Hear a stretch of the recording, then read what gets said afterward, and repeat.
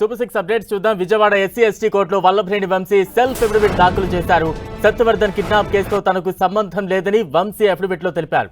Scene reconstruction అవసరం లేదని, సత్యవర్ధన్ పోలీసుల అదుపులోనే ఉన్నాడు కాబట్టి ఎవరు ఎక్కడ దాడి చేశారనేదే సత్యవర్ధన్ చెబుతారని వంశీ పేర్కొన్నారు.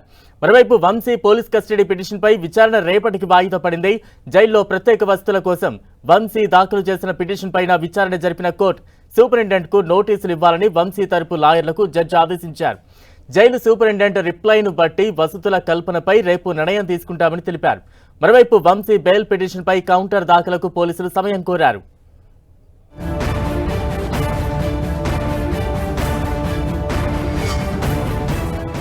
ఇక మరిన్ని అప్డేట్స్ అందించేందుకు మా ప్రతినిధి తిరుమలరావు సిద్ధంగా ఉన్నారు. తిరుమలరావు.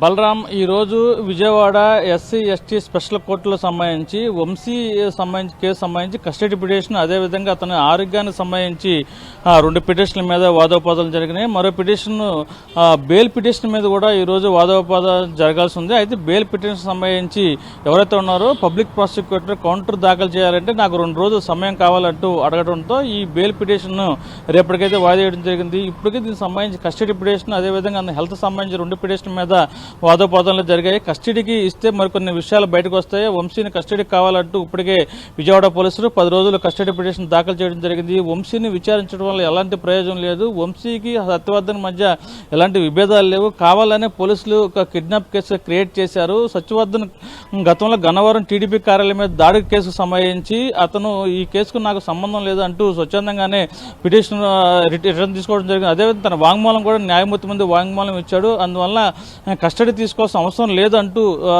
ఎవరైతే ఉన్నారో వంశీ తరపున న్యాయవాది పొన్నవల సుధాకర్ రెడ్డి తన వాదనలు అయితే వినిపించడం జరిగింది. వంశీని సంబంధించి సెల్ ఫోన్ కావాలంటూ ఎవరైతే ఉన్నారో పబ్లిక్ ప్రాసిక్యూటర్ తన వాదన అయితే వినిపించింది. సెల్ ఫోన్ అతను ఎవరైతే ఉన్నారో నిందితుడి దగ్గర సెల్ ఫోన్ చేతిలో ఉంటే దాన్ని తీసుకోవాలి, కానీ అదేవిధంగా అతను సెల్ ఫోన్ పక్కన పెట్టినా అతని దగ్గర లేకపోయినా సరే అది తీసుకుంటానికి అర్హత లేదంటూ సుప్రీంకోర్టులో జడ్జిమెంట్లకు సంబంధించి కొన్ని పొన్నవల సుధాకర్ రెడ్డి వాదనలు అయితే వినిపించడం జరిగింది. మరో విధంగా చూసుకుంటే ఈ కేసు సంబంధించి రేపు విచారణ చేస్తానని చెప్పేసి న్యాయమూర్తి చెప్పడం జరిగింది. మరో విధంగా ఎవరైతే ఉందో అతను వల్లభనేని వంశీ సంబంధించి జైల్లో హెల్త్ కండిషన్ ఇబ్బందిగా ఉంది, అదేవిధంగా ఏదైతే ఉందో దీనికి సంబంధించి ఎన్నిపోస్తు ఇబ్బందిగా ఉంది కాబట్టి దానికి అదేవిధంగా ఆహార పదార్థాలకు సంబంధించి కానీ నాకు కావాలంటూ అతను పిటిషన్ అయితే పేర్కోవడం జరిగింది.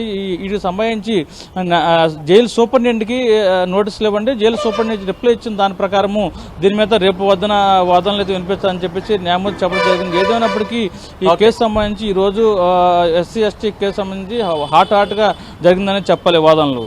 Right, thank you Tirumalarao.